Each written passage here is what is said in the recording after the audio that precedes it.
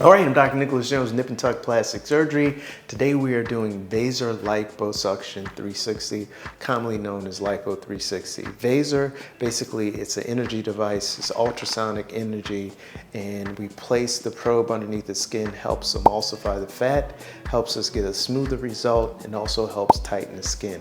In this specific case, we're using it to get more definition. She's a moderately sized patient, so we can use it on her and get a great result. It isn't for everyone, so if you have moderate to severe amounts of skin laxity, you're probably not a good candidate for Vaser. So the key to the operation is extracting as much fat as possible, but at the same time, you also want to make sure that you do it evenly so that there aren't any contour irregularities, and you want to be aggressive, but you want to be aggressive in appropriate places. I just want you to see this. So this little area right here was a little divot, so we smoothen it out, kind of flatten it all the way out. So typically, when I'm starting this operation, I use a larger diameter cannula to get the deep fat, and then once we get superficial to do the fine-tune work, I use a smaller diameter, less aggressive cannula. Remember I was telling you about those cannulas? This is a little less aggressive. It's a 4, and here's my least aggressive one. We're going to use this to kind of finish cleaning up things, and then we're going to flip her over and do her back. And after we've completed doing the liposuction, at the end of the case, what I'll do is break up the fat or separate the fat so that we evenly distribute the fat so it's more homogeneous. So we're done with the lipo.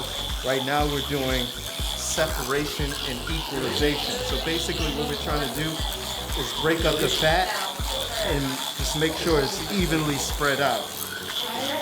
And then key for the patient after surgery, compression. So you need to wear your faja, like for my patients, wear the faja at least 3 months.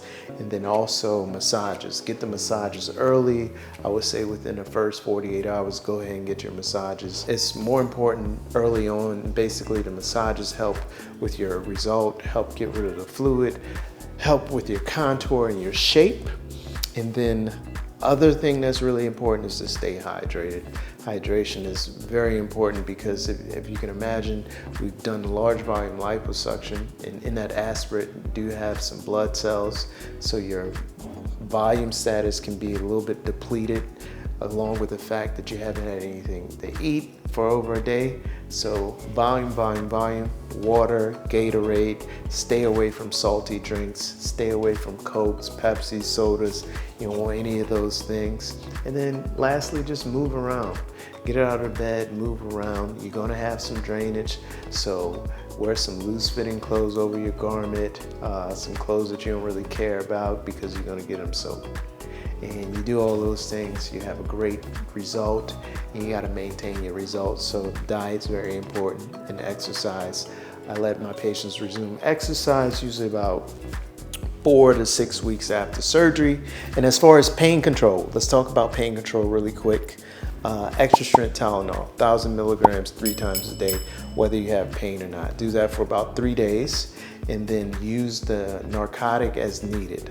I also give my patients gabapentin or Neurontin, and that's for nerve pain. You're gonna take that twice a day, and you will feel like some shooting pains here and there.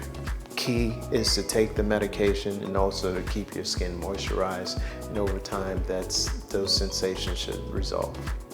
So let's go do the surgery.